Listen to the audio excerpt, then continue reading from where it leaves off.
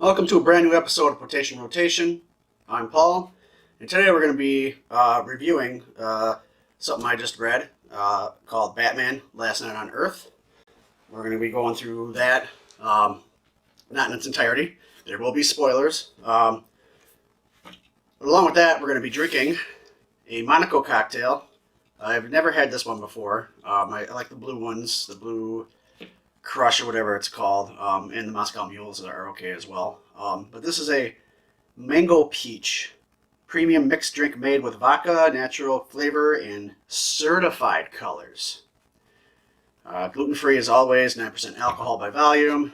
I'm neither a mango nor a peach fan, but we'll see. Got it for free, can't complain. I'll tell you something right now. If you love mango and you love peach, this is right up your fucking alley. I don't, so I really don't care for this. But it does contain my second favorite alcohol, vodka, and I don't like to waste. Alright, so let's get into it. Snyder and Capullo. That's Scott Snyder and Greg Capullo. This is their final Batman story. They've been doing their own version of Batman for the greater part of the last decade. And some of the things that they have done is Dark Knight's Metal and the Court of Owls. So they have been very good at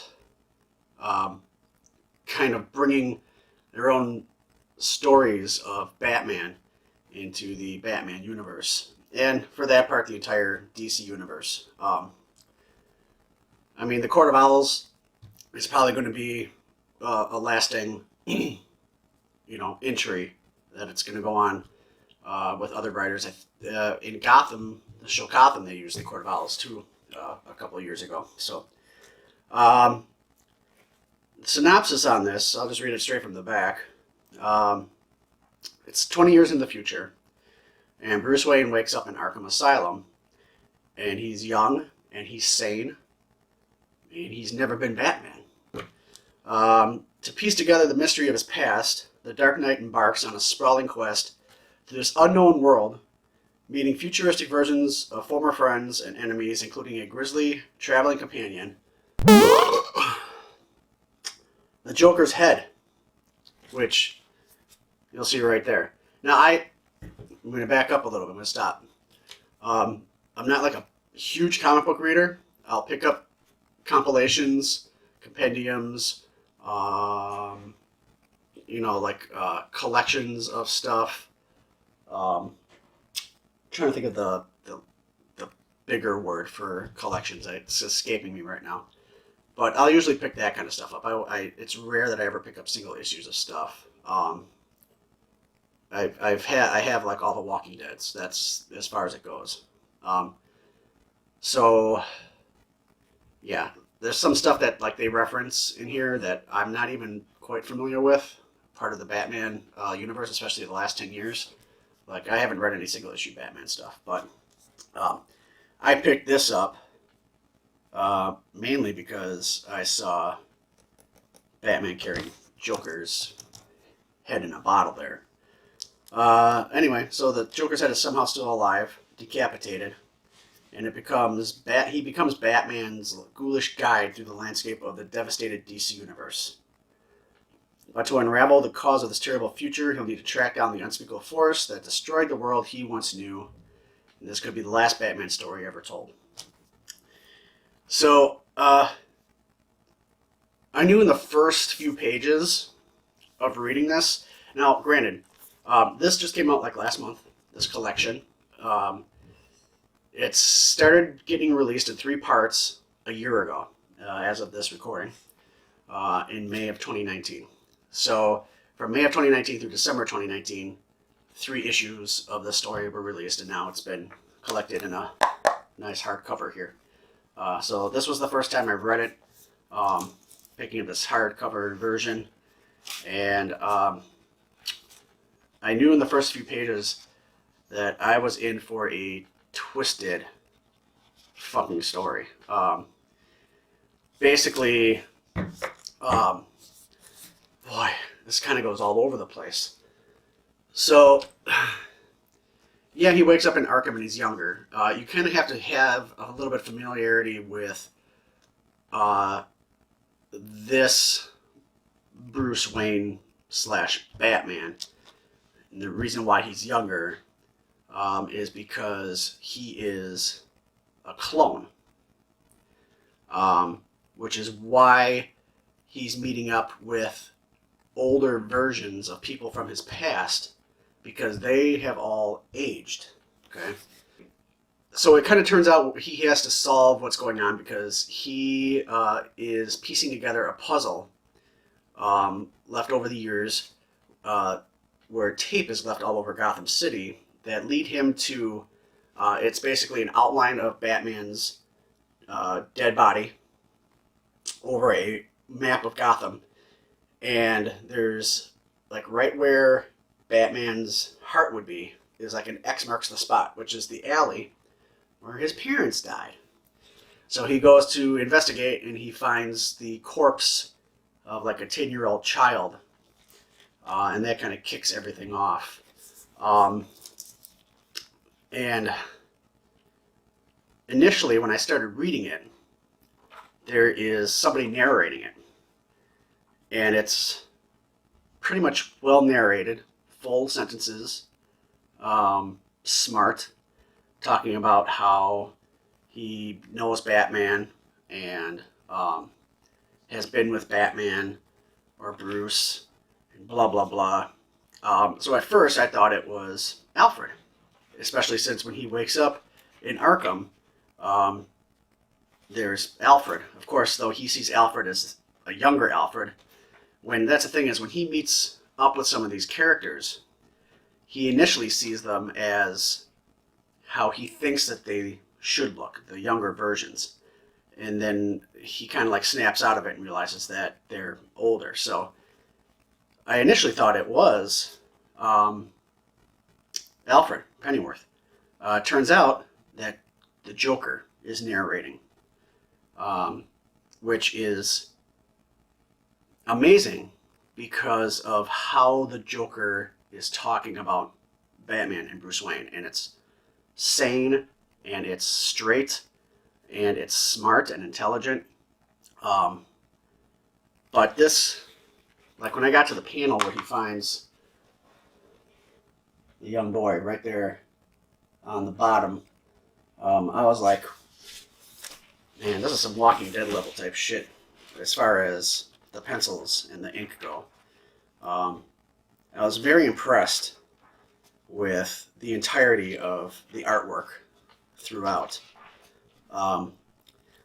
But as he begins his journey, he finds out that there's like zombie human beings wearing the lantern rings, and I just happen to turn into this right now, and they conjure up giant babies to attack Batman. It's just absolutely silly. There's things in here that just don't make sense for the purpose of not making sense. It's so outrageous, and not in a bad way. It's crazy, and this entire time he's carrying around Joker's head in this bottle, and the Joker keeps saying stuff like he's being the Joker, like, hey, I've got a poem, and then it'll be like, there once was a guy from Nantucket, and Batman's like, knock it off, and he wants to be Robin so bad. It's funny. He's just but he's helping in a way too. He's being annoying. He's being the Joker, but you can tell that with the both of them, that it's clear that the relationship, all these years, all these decades, that one cannot survive without the other, and that's kind of what's happening in this story. Um, they find that it's clear that they need each other. There was a joke that he did. Joker tells this joke. It goes, a man walks into a doctor's office with 7 toy horses up his ass. Doc, he says, what's my prognosis? And the doc, he says, stable. Anyway, and he's telling this joke as they're trying to scale the spires of the Fortress of Solitude, trying to look for Superman, which you'll find out Superman's actually dead at the hands of Lex Luthor. When Lex Luthor attacked the Justice League Hall, Superman died. A lot of people died. Hell, the underworld plays a role in this. However, it gets to the point where even Lex Luthor, when they run into Lex Luthor, he's actually been trying to resurrect Superman because he realized he made a mistake. And in doing so, he also makes a lot of different clones of Superman as well. And it's the whole story is absolutely batshit crazy. It's really good. The Court of Owls does make another appearance. They're not really bad per se. They're not bad as they were before, and they actually led this time by Dick Grayson and Barbara Gordon. And then you come to find out that there is this enemy that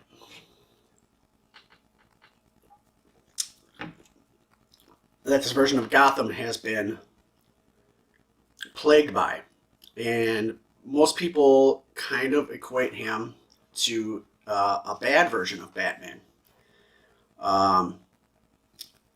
And throughout the journey, Batman does kind of start forming this team of the older versions of the people that he knew to try to take this guy down. So he kind of gets everybody together, these grisly older versions of everybody that's still alive and survived this war that happened to try to take this guy down. This guy, his name is Omega, and he's even got his own Omega signal and everything. And he's kind of controlling. He's using Darkseid. He's using something within Darkseid, filtering it through the Martian Manhunter to kind of control whatever the bad guys are left in Gotham. Like, for example, you've got Scarecrow and Bane who play a role in this story. And the Scarecrow, in order for these older ones to survive, they've been surgically messed with, so that they're some parts of them that aren't important are removed, so that they can live longer. Like Scarecrow has no legs, so he's constantly always attached to the back of Bane, for example. Eventually, the Joker, or his head, does get a wish granted, and of all the Robins that have died, there was a Robin that was wearing a mechanical suit. So the Joker's head assimilates itself to the suit, and the Joker becomes the new Robin. And he's kind of battling this whole thing about superheroes wearing masks at first. So his head's still in this jar, but it's on this body. And he decided that I think it was he found a pair of underwear, and he cut some holes in them and put them around his face. And he's like, oh shit, if they're on my actual head, maybe I should have put them outside around the actual glass jar. It's fuck, But that's neither here nor there. But it's funny because at the very end of the book, when we'll just say that everything goes the way it does, there's some final shots of the Joker Robin, and he's wearing the mask. The mask is all around the glass, outside of the glass jar, and it's all stretched out and just makes no sense even being there. But yeah, that's it in a nutshell without spoiling the end. Do I suggest this as a read? I highly suggest this as a read. It's a very good story. It's clearly not going to be the last Batman story ever told. The